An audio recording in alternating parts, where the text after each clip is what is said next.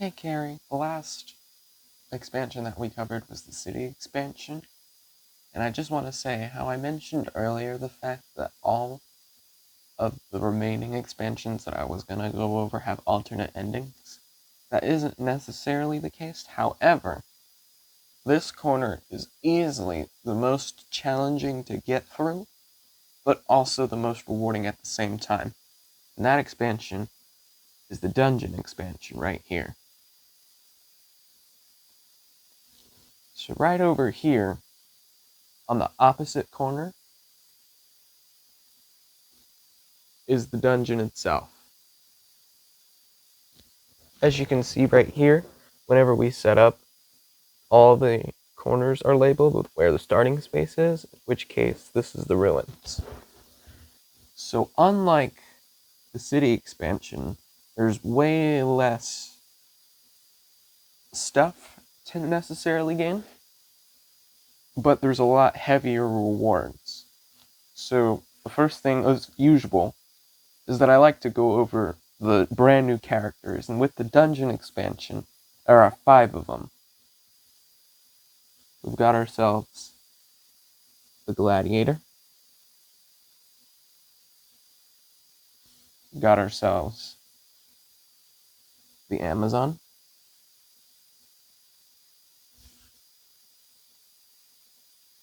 The Gypsy.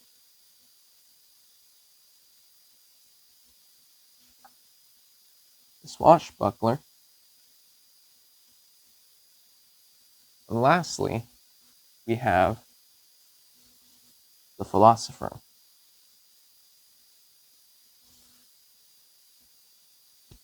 So this is its own corner piece that fits like this. Like the city expansion, the dungeon also has its own draw deck, so whenever you enter into the dungeon, you have to draw from the dungeon deck and not from the adventure deck. Entering the dungeon is the same way as entering the city or any of the other corners that I'm going to cover. You roll high enough, and then you eventually make your movements all the way in. So, with the one thing that I failed to mention in the very beginning when I was explaining the tutorial to Talisman, and this applies to all 4 corners and the adventure deck, is that, for example, we have this card here for the dungeon. There's this number that's in the bottom right-hand corner. That is known as the encounter number. So whether you're in the dungeon, whether you're in the city, or whether you're in the base game board, each of the cards that you draw has this encounter number, essentially meaning it's the priority in which you encounter the cards. So for example, most events have an encounter number of 1. So if we had this being an encounter of 3, and this talisman object being an encounter of 5, you encounter this card first because it's the lower number. If any numbers match, if you have the same 3 or if they were both 5, you encounter the cards in the order in which you drew them. But moving further along from the cards themselves, so looking at the actual board, there's a lot going on here. As far as actual movement, you can see these black arrows that are beside the gargoyles. This is the direction that you follow the board. Unlike the city, this is not a one-way direction. You can, if you decide that you want to keep going, you can keep going. If you feel that maybe it's starting to become too dangerous with too many monsters or certain events aren't working out, you can roll high enough and turn back at any point. However, your movements, like with the regular game, have to be in one continuous direction.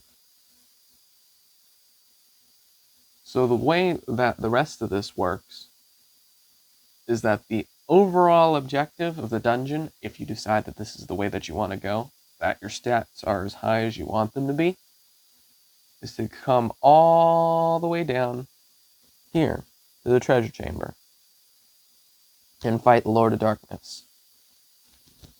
So if I get there, I make it all the way through all the dangers and the perils that the dungeon has to offer, I fight Lord of Darkness. Now, Lord of Darkness has a strength and a craft of 12, which is insanely strong for pretty much any boss. It's stronger than the Sentinel, and that's stronger than a boss that I'm going to mention later on in my Highlands video with the Eagle King. Whenever you are fighting him, you cannot evade him. You cannot use any objects that'll evade. You have to fight him. And the way that it works is that you treat it like a normal battle, but because it's both statted in the strength and craft of 12, you choose which one you want to attack him with.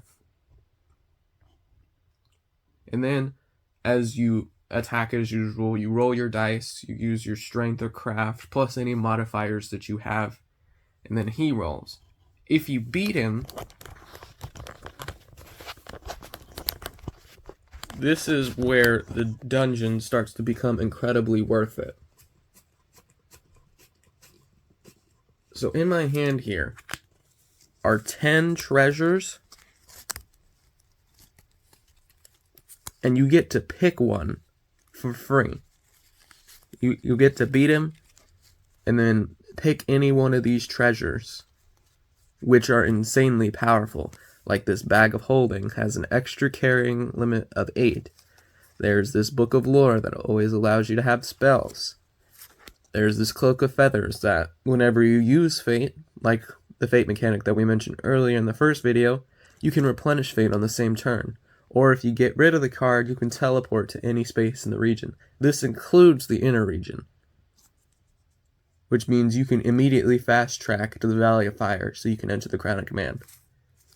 There's this Clockwork Owl, which allows you to move up to your die roll, meaning you can move any amount of spaces in between. There's this Wand of Dragonfire, which essentially allows you to immediately kill enemies, whether they're strength or craft based. It has all the conditions written right there. There's this Totem Staff that allows you to have one more spell than your craft allows. So if you have 6 or more craft and you carry 3 spells, with the Totem of Staff you can have 4 spells at a time, when you otherwise couldn't. And then any trophies that you gain past that allows you to get some life back. There's also this Elixir of Life that you can have that has its own rolling, and if you roll right, you can heal up to 2 lives. There's this Orb of Prophecy, which is similar to the Orb of Knowledge in the beginning game, which essentially allows you to trade in cards. But instead of just trading in, say, the one card that you draw, you can draw one more card. So if you're at the Hidden Valley space at the main game, you could draw 4 cards and trade in one of those cards for that 4th card.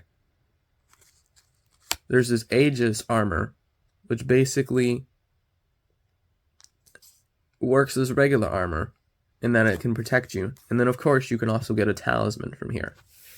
So all of these rewards that you can gain from the Lord of Darkness are absolutely powerful, and in tandem, they all work great together. But here's the second part of beating the Lord of Darkness in the treasure chamber.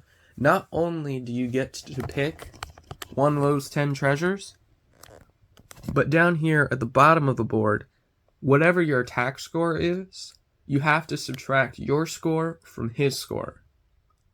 And then the difference between the two allows you to teleport straight from the treasure chamber to any of these 8 spaces down here. And if you somehow manage to have 8 or more be the difference, you don't need a talisman, and you can teleport straight to the Crown of Command. It's insane. Like, the amount of advantages that you can gain from winning the battle against the Lord of Darkness after surviving all the dangerous stuff here. Because let me tell you, all the enemies in here and the conditions and certain things that happen in the dungeon are pretty rough. In fact, one of the strategies that I would recommend is that you don't come to the dungeon right away. It's something that you want to build up towards. In tandem with the city expansion, you might want to get all the weapons and stuff that you might need, so that way you can be prepared to come into the dungeon, to be able to fight your way through all the enemies and get all the way to the Lord of Darkness. Because, to be fair, having gone straight to the Crown of Command at the Treasure Chamber, you need at least 19 Strength or Craft, with any modifiers that can significantly increase your attack score. So it's a lot of work. So also consider that if you manage to get through, that's great, but considering how large and how long this trail is, much like the way that the city was, you also have to consider, can you get to the treasure chamber fast enough?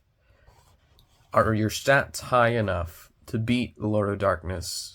And more importantly, are they high enough to where you can teleport somewhere of great advantage like the Valley of Fire or straight for the Crown of Command without the need of a talisman? Of course, with like many of the other corners, it's going to have its own adventure deck that gets merged in, but it's a significantly less amount of cards, and it has its own spell deck as well. This being an example of one. So overall, the dungeon, easily out of the four corners, has the most difficult monsters, but the greatest rewards. So travel in the dungeon at whatever risk you feel.